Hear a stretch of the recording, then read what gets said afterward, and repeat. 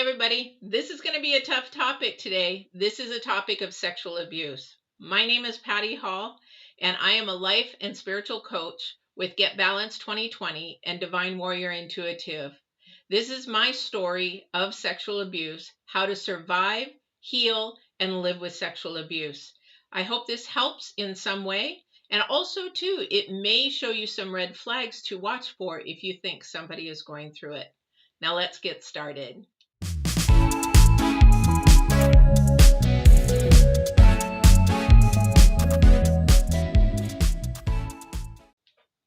Welcome back, everybody.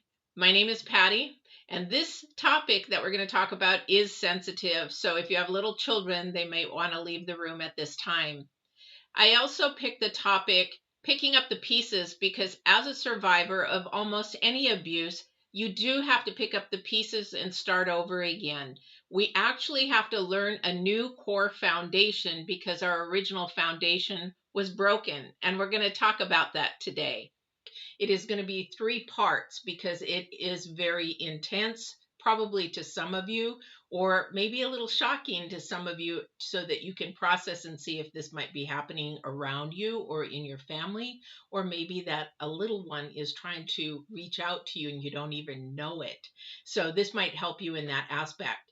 So in these 3 parts, I'm going to be talking in the first part about stats and also the act of what is happening during sexual abuse to the victim and how they're feeling in that aspect.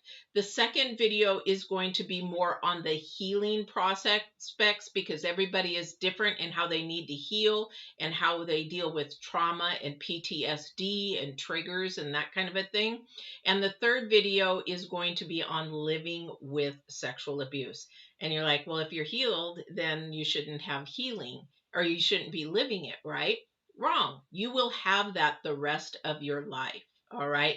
So if you have little ones in the area, please maybe step them out of the room or have them watch TV or do something in an activity, because this is probably not a video that you want them in earshot. All right. Because it will get sometimes graphic.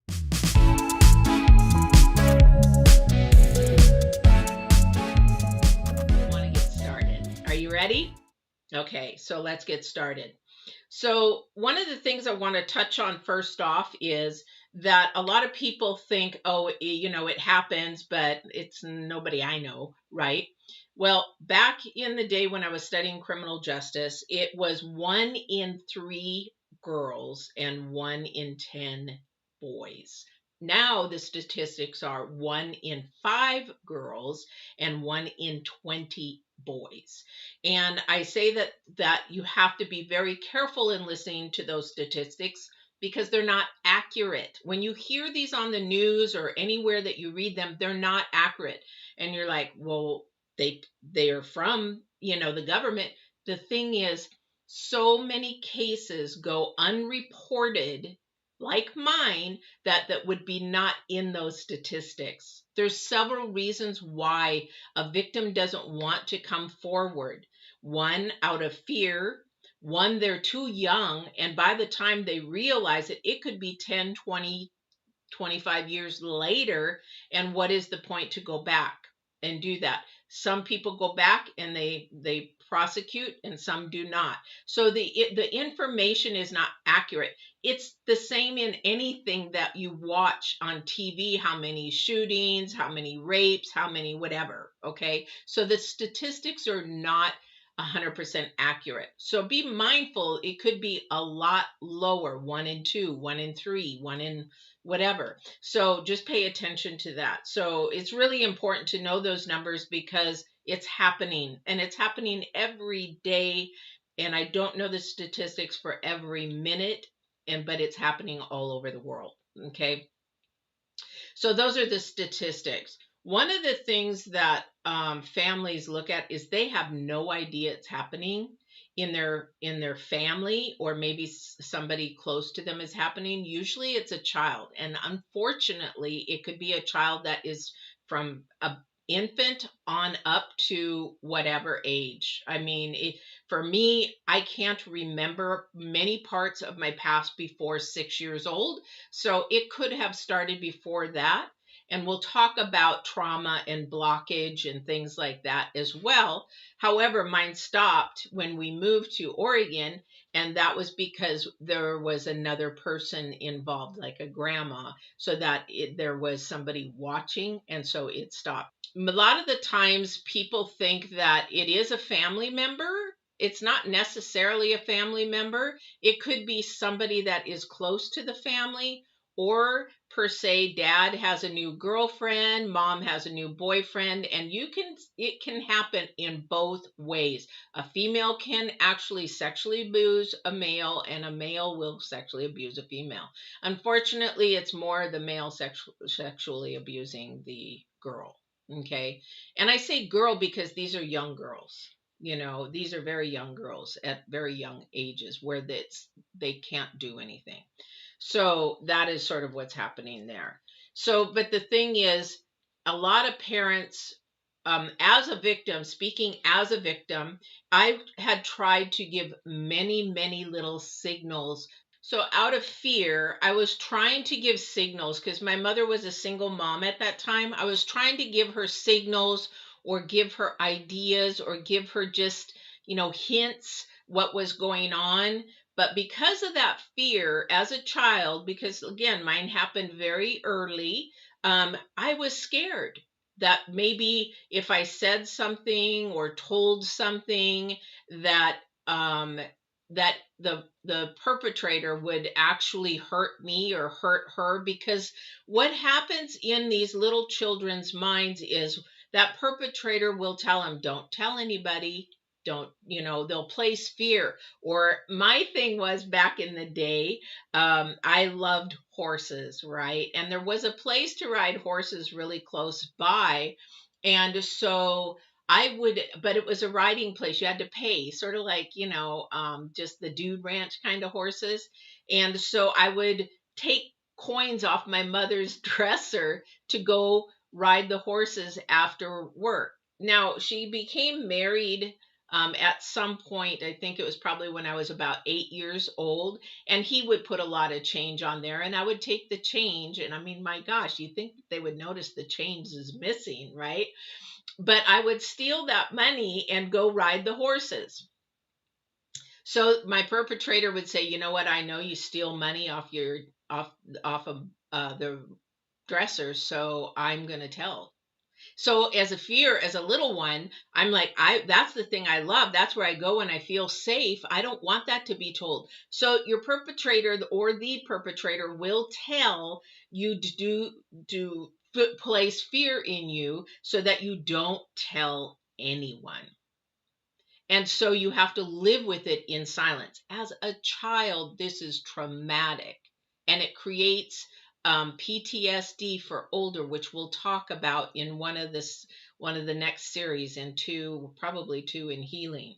But the thing is, you live by fear. Okay, and you learn habits at an early age as a victim that will carry on into your adulthood. And what I mean by that, you learn to lie because you are so fearful that you cannot share the information with the adult that you really want to share it with. Pretty hard for a child to do. Pretty hard. So, in my situation, with my mother having to work all the time, I was left home, and this person would come and basically, some days would be fine, and some days it would be at my bedroom door when I would go to bed. Okay. So as a child, I just didn't want to go to bed. But then I thought, if I go to bed and go to sleep fast, then I won't be bothered.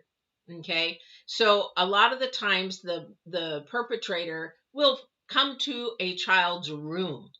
Now, there's no place for me to go to be safe anymore at all. I can't go to my room. I don't want to stay home. I don't want to do anything. So again, I'm going back to the behavior that I was trying to do to let my mother know. So please, if you are not a victim of child or sexual abuse, then listen to your children because they're giving you signs. Or maybe you know somebody's child. Biggest sign for me was my mother was getting irritated with me because I always wanted to go with her. It didn't matter what, where, when, why, and how, but I wanted to go with her. And I'd almost cling on to her, and she would get mad at me saying, "What is wrong with you? I need to go to work." She owned a Dairy Queen and changed to Dairy Snack later. However, I would want to go and be I said, "I'll be good. I'll just sit at the table. I'll do my homework. I'll do whatever." I would be almost begging to go with her. Please listen to children that have a need to be with somebody and not in a space where they sort of have a fear. That is an indication. Okay. So this person would come to my room and then they would make excuses and they would just say, "You know what? I just want to, come in for a minute." And at first I wasn't sure what was going on. I was like, "Well, okay. I mean, I'm trying to sleep, but okay." And I'm very little at the time, so I didn't understand why they wanted to come in. However, what I did learn very quickly is that they wanted to fondle me. Okay. And then as I had to be home and this person would be there and I would be having to get fondled more and more and more and in more deeper fondling to the point where that they would have to put a pillow over my face so that they didn't have to look at me while they were doing it. Sometimes the pillow would get so heavy that could not breathe and I would just have to push and I was scared. I didn't know what was happening. So the more they fondled, each time they fondled more and more and more, what happened was even though they would place a washcloth over me to ejaculate on, then I was like unsure what was going on. I just didn't know. All I knew is I didn't like it at all.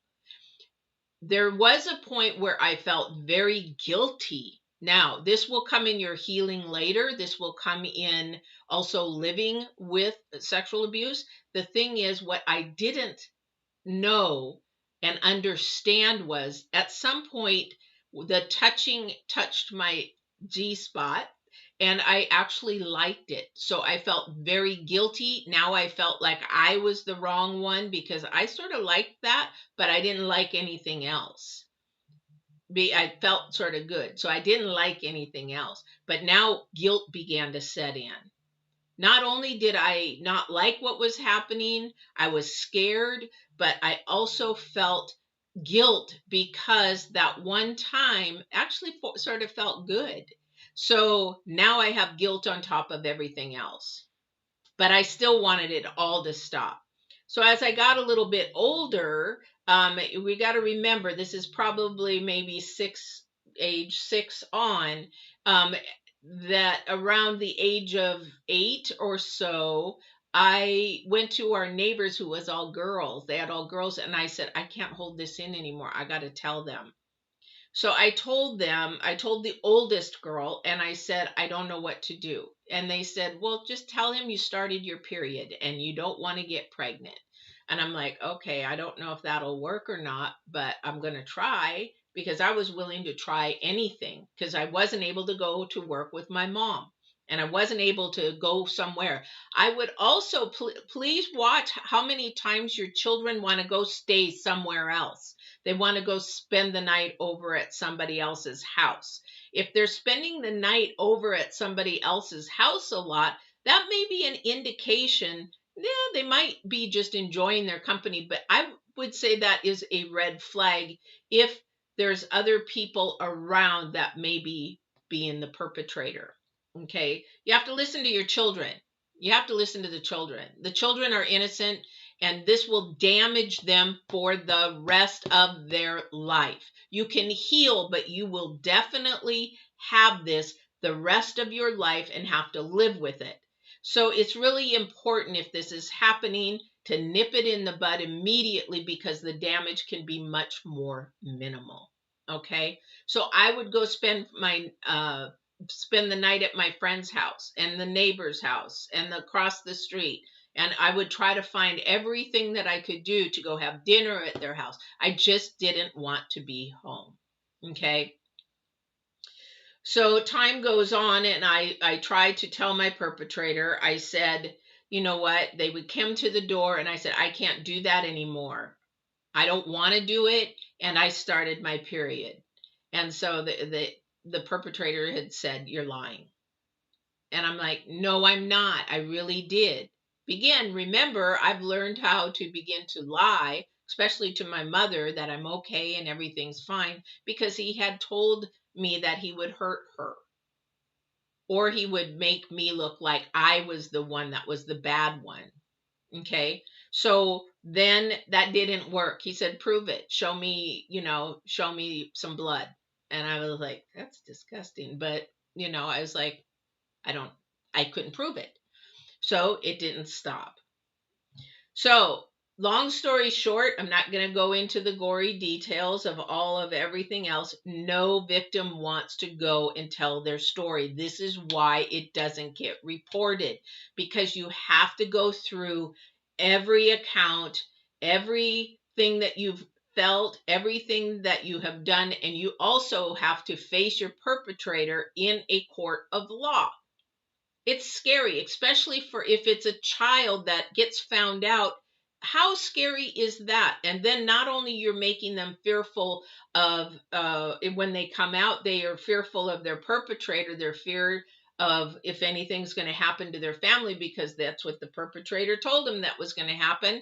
Then they've got to go to the court and face them, and they're feeling like they're the one that caused it all. Now they've got to understand what the justice system's about, and it becomes fearful of the justice system, especially if things don't go well. Okay. So this is another reason. Okay. So long story short, we're going to move on towards the end of it and how it got caught, it got caught. The whole thing got blown apart. So he got very bold one day. And as I was home in the daytime, I thought, it's not a big deal. But I was playing in my room, and they were there, and they had people over. Actually, it was, I think, just one guy over. And they asked me to come into a room. And I was like, okay, why? For one, it's daytime. I wasn't worried about it, because nothing happened in the day. It was at night. So then I thought, why? And I thought, okay. So as I went into the room, the perpetrator locked the door behind, and I'm like, okay, what? And he goes, I want you to take off all your clothes. And I'm like, no. And he's like, I want you to take off all your clothes. And I'm like, why? And he just made me do it. So now I've got two people staring at me as I'm naked. Now remember, my mom works, okay? But for some reason, God had her come home early that day, and she couldn't see anybody in the house. So she went upstairs and noticed the door was closed. She tried to open it, and it was locked, and she demanded that the door get unlocked. And there I'm standing butt naked in front of two people, two men, and I'm like scared to death because I knew I was in trouble. So my mother asked me to grab my clothes, get dressed, and go downstairs. And my mother reamed that person and told the other person to get out. And from that day forward, it was known to that point. So a reason why I say that point is that at that time, that's all she thought that happened, that one time event or whatever. But remember, I'm still fearful. So I'm downstairs sitting at a desk, the old rolled secretary desks we had sitting in a hallway, and I was crying my eyes out. I thought, I'm bad, I'm horrible, I did this, what did I do? Why did it happen? I was a little girl going through all kinds of things. So you got to remember, this is so fearful that it is just internally killing the child inside because they think that they're the one that is wrong and bad. As my mother calmed down and consoled me, she told me that it wasn't my fault, and I was, is there something more that I need to share? Of course, I'm not going to share because I was told that I was going to be in trouble, that kind of a thing. And I just wept and wept and wept with her, and that was it. So it stopped from that point almost. But at this point in time, I don't remember if anything else actually happened after that point because the trauma was so strong. All right. So fast forward as I grow up until I'm probably in my late 20s. And I tell you right now that in this whole scenario of all that has happened, it is something that you carry with you. It eats on you. It eats on your self-esteem. It eats on your self-value. It eats on everything else. So a lot of you watching don't know that I went into bodybuilding in I think I started in 91, and God had put me there, and I was heavy. I was like 215 pounds. And then I was on a bodybuilding stage a year later at 136. And the reason why I'm sharing this is because a lot of young ladies and boys become overweight because we ended up eating out of comfort and stuffing our food because we don't know how to relate to that. So a lot of the people that I would train and have clients of were actually trauma or abused from prior or had some type of trauma that allowed them to keep eating and their weight on. So that's how this book started back here. However, let's get back to what's going on here. So as we moved, the things had stopped, but my brain was still, I'm unworthy, I'm ugly. Because remember, so when this kind of act happens, it's not only the physical part. I will tell you that there is emotional abuse and verbal abuse that goes on with it. And sometimes it looks like just bad behavior from the perpetrator, but it is actually a manipulative way to keep the victim from talking. So I'm going to go to, if this is a family member, okay, if this is a family member happening, it could be a father, it could be a son, it could be a daughter, depends on the dynamics of the family. However, let's just take a hypothetical. If this is a father or a brother doing that to somebody else, then the behavior changes of the perpetrator. They become more angry. They become more verbally abusive to the victim. And you will not really understand why. It's like, what's wrong with you? Kind of a thing. So I'll give you an example. In my situation, this person would basically say, I'm not going to sit with that ugly fat thing. And that's just one of the scenarios. You do not accept bad behavior from someone that looks like they're being verbally or emotionally abusive to another. In any case, whether it's in abuse or not, you don't allow it because that eats on the victim. Then their mindset begins to change. Okay. So that happened. And then that kept happening through my teen years when I went to high school and I couldn't get a date. I was always alone. I didn't have any friends really. It was really hard to make friends because I had become so enclosed in myself. I didn't really know how to be myself. So around sixth grade, these are things I want you to just notice. Some child might be, becoming more withdrawn and you don't understand why. Why don't they have friends? Or why are they always wanting to be alone, away from everybody? They're trying to find a safe place is what they're trying to do, that they can be safe and that they can do some things that they can enjoy as much as they can without thinking about all this internal struggle that they're going through. So in the high school years, I was blessed with a horse. And so I would spend all my time out there with my horse. I would just be doing everything with my horse. I would cry on my horse. I would tell my horse all that was happening to me. And this could be a pet. This could be a dog, a cat. If you see somebody latching on to an animal, this is their solace. This is their safe haven. This is their sanctuary. This is really, really an important behavior to be watching for. I would always be out at the barn. I didn't care if I had to clean tack, muck the stalls. I didn't care. I had my horse, and my horse was my unconditional love, which I did not receive. My mother was too busy working. She was busy working trying to raise 3 children at the time. We had 2 sisters that passed away, but she was trying to just make a living for raising 3 children as best as she can.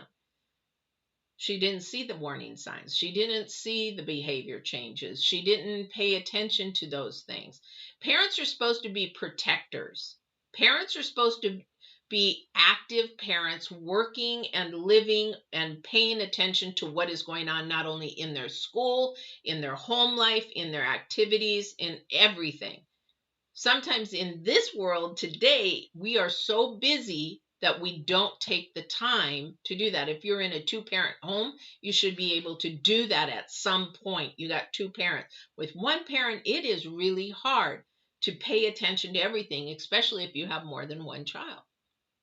And usually this doesn't happen if there's 1 child. However, it does happen because we have extended families that come in that are wolves in sheep's clothing, pretty much to per se. All right. So, long story short, let's get to the end of this, because the next thing I want to talk to you is about healing. However, now I'm in my teen years. This carries over. My self-esteem is low.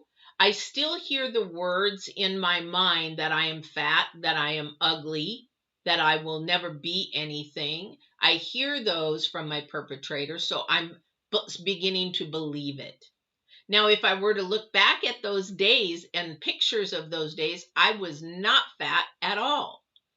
And I actually had a few friends, which is good to have a few friends, that you can, but I couldn't tell them everything. There's no way I could tell anything.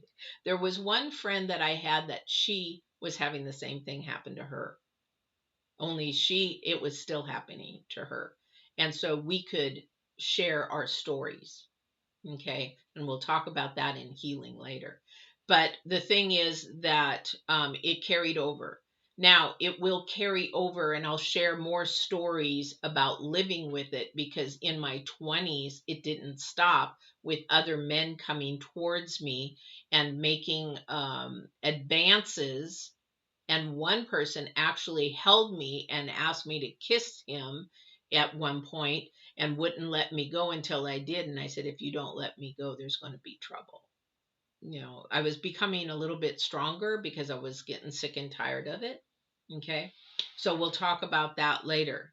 However, this first part is to teach you and help you. And if you are the one abused, to understand that you are not alone. And hopefully this will help you with the 3 series to get some help to heal. And I'll share, there's different ways to get help in healing, and there's many ways, but you got to find the option that is best for you.